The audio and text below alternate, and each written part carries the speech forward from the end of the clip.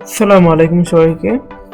এই ভিডিওতে আমি আপনাদের দেখাবো কিভাবে আপনি আপনার ফটোশপে যে কোনো ধরনের ফটো ইনসার্ট দিবেন। যেমন ধরেন আপনি যে কোনো ধরনের ছবি ইনসার্ট দিতে চান, যেমন আপনার ছবি অথবা যে কোনো একটা সিনারি আপনি ইনসার্ট দিতে চান, তো সেটা কিভাবে ইনসার্ট দিবেন বা ওপেন করবেন। এডিটের কাজ শুরু করার জন্য প্রথমেই আপনাকে ইনসার্ট দিতে হবে ফটো। তো প্রথমে আপনি ফটোশপ ওপেন করবেন, তারপর নিউ ফাইল নেবেন। নিউ ফাইল নিতে পারেন অথবা ওপেনে প্রেস করে আপনি ফটোটা ওপেন করতে পারেন।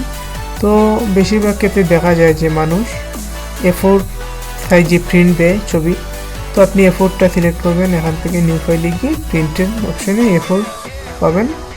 তারপর A4 এর ক্ষেত্রে দেখা যায় যে আমরা যেহেতু প্রিন্টার দিয়ে প্রিন্ট দিই, তো সেক্ষেত্রে দেখা যাবে যে CMYK কালারে বেশিরভাগ ক্ষেত্রে প্রিন্ট দেওয়া হয়।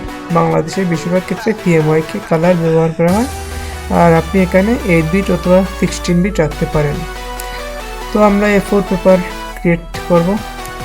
এখানে দেখুন আমরা নেম সিলেক্ট করতে পারবো, যে কোনো ধরনের নেম। কারণ আমি এখানে PS1 দিয়ে দিলাম, তারপর আমি ক্রিয়েটে প্রেস করব।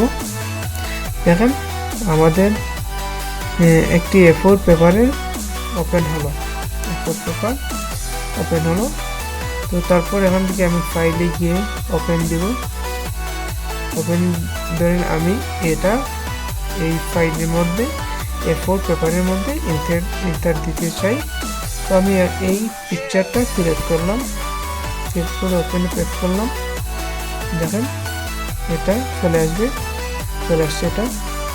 তো আমি এটাকে কিভাবে এটার মধ্যে নেব, তো প্রথমে এই ছবিতে আসার পর আমাকে Ctrl+A-তে প্রেস করতে হবে। তো দেখুন পুরোটা সিলেক্ট হয়ে গেল।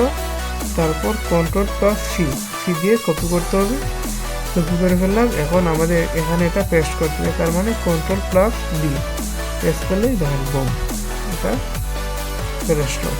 এখন আমরা আমাদের ইচ্ছা মতো এটাকে উপরে নিচে করতে পারবো। তো এই ছিল প্রসেস, যে কীভাবে আপনি কোনো ডকুমেন্টসের মধ্যে যে কোনো একটা ছবি ইনসার্ট দিবেন। তো ধন্যবাদ ভিডিওটি দেখার জন্য।